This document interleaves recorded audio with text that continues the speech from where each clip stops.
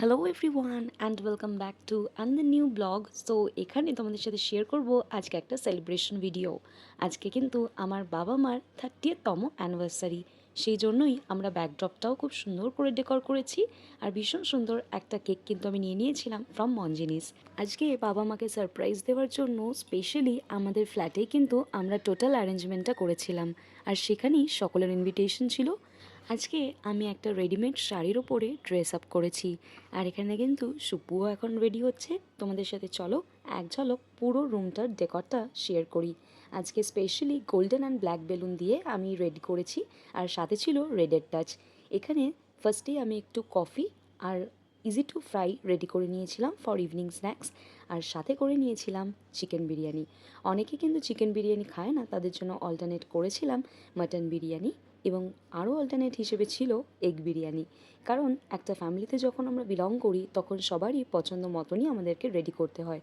আর যেহেতু আজকে ডিনারের প্ল্যানটা আমাদেরই ছিল, তাই জন্য সকলের জন্য কিন্তু খুব সুন্দর করে একটা বিরিয়ানির অ্যারেঞ্জমেন্ট আমরা করেছিলাম। এই বিরিয়ানির স্টেপ বাই স্টেপ অ্যারেঞ্জমেন্টগুলো বা কী কী ইনগ্রিডিয়েন্টস দিয়ে আমরা করেছি সেটা স্টেপ বাই স্টেপ তোমরা পেয়ে যাবে রিলেটেড ভিডিওসে গিয়ে। যারা এখনও অবধি দেখোনি, surely do check our related videos.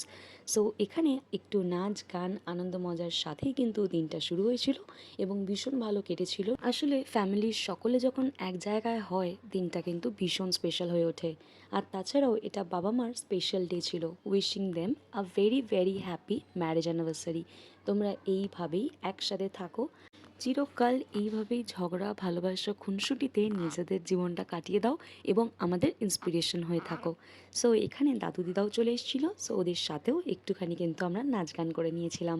So এরপরে গিফট দেওয়ার পালা, যেহেতু 30th অ্যানিভার্সারি ছিল, একটু স্পেশাল বটেই, তাই জন্য বাবা কিন্তু ক্যারেটলেন থেকে একটা ডায়মন্ড নেকলেস মাকে দিয়েছে।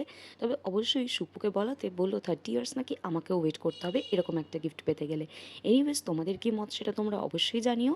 বাট হ্যাঁ, আমি কখনোই দামি গিফট আশা করি না, কিন্তু আশা করি সময়, ভালোবাসা আর একটু কেয়ার। দাদু কিন্তু বেশ খোশ মেজাজে ছিল। আমরা সকলেই বেশ দারুণ একটা দিন কিন্তু এনজয় করছিলাম, আর সেটাই আমি তোমাদের সাথে শেয়ার করলাম। এরপরে কেক কাটিং সেরিমনি। এবং তোমাদের এই ব্লগগুলো যদি ভালো লেগে থাকে, দেন অবশ্যই do like, share, comment and subscribe my channel for more such videos. যদিও আমি ডেইলি বেসিসেই কিন্তু ভিডিওস আপলোড করি। তোমরা আমায় ফেসবুক অ্যান্ড ইনস্টাতেও ফলো করতে পারো, in scribble with Aishwarya. So চলো এবার আমরাও ডিনার সেরে নিই। তো দেখা হচ্ছে আবারও কোনো একটা মিনি ব্লগে। Till then, take care, stay tuned, keep loving Scribble, keep watching Scribble. যাচ্ছ কোথায়? Do subscribe for more and stay tuned for the next upcoming parts.